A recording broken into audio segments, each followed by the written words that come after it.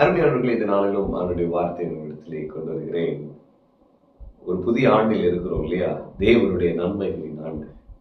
அப்ப தேவனுடைய நன்மைகளின் ஆண்டுன்னு சொல்றப்ப அதுல அவரோட நன்மை மட்டும்தான் இருக்கும் இல்லையா?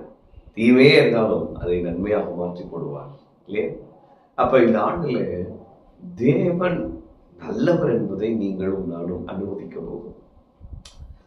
தேவன் நல்லவர் என்கிற வெளிப்பாட்டின் அறிவிலே நாம் வளரப் போகிறோம்.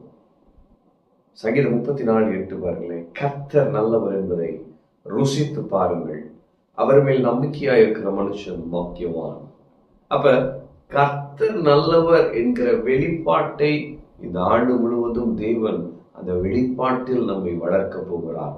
அவர் எவ்வளவு நல்லவர், வசனம் சொல்லுகிறபடி அவர் எவ்வளவு நல்லவர் என்பதை அனுபவிக்க போகிறோம். கர்த்தர் நல்லவர் என்பதை ருசித்து பாருங்கள். அப்ப அனுபவித்து பாருங்க இல்லையா?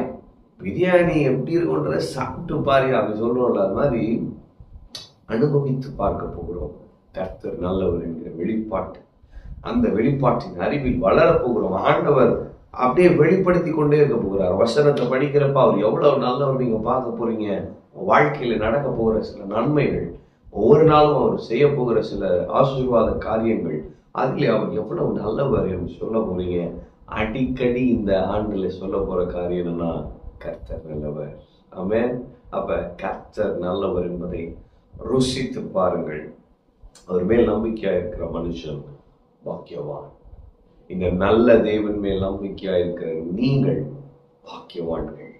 இந்த நல்ல தேவன் மேல் நம்பிக்கை வைத்திருக்கிற நீங்கள் ஆசீர்வதிக்கப்பட்டவர்கள். பாக்கியவான்கள் சொல்றப்ப blessed is the man அப்படின்னு இருக்கு பாருங்க ஆங்கிலத்துல. அப்ப நீங்க ஆசீர்வதிக்கப்பட்டவங்க. அப்ப நீங்க ஆசீர்வதிக்கப்பட்டிருக்கிறபடியால் கர்த்தருடைய நன்மையை நீங்க அனுபவித்துக் கொண்டே இருக்க போறீங்க. ஏன்னா நீங்க கர்த்தரை சார்ந்து இருக்கிறீங்க, கர்த்தரை நம்பி இருக்கிறீங்க. இந்த ஆண்டு முழுவதும் கர்த்தரை மட்டும் நம்பிடுங்க. அவர் தம்முடைய நன்மைகளினால் உங்களை அலங்கரிப்பார். அவர் எவ்வளவு நல்லவர் என்கிறதை உங்களுக்கு வெளிப்படுத்தி கொண்டே இருப்பார். தேவன் நல்லவர் என்கிற வெளிப்பாட்டின் அறிவு இந்த ஆண்டில் நாம் வளருவோம். அவர் எவ்வளவு நல்லவர் என்பதை அனுபவித்து மகிழ்வோம். ஆமென். கர்த்தர் உங்களோடு இருக்கிறார். கர்த்தரை ஆசீர்வதிப்பார்.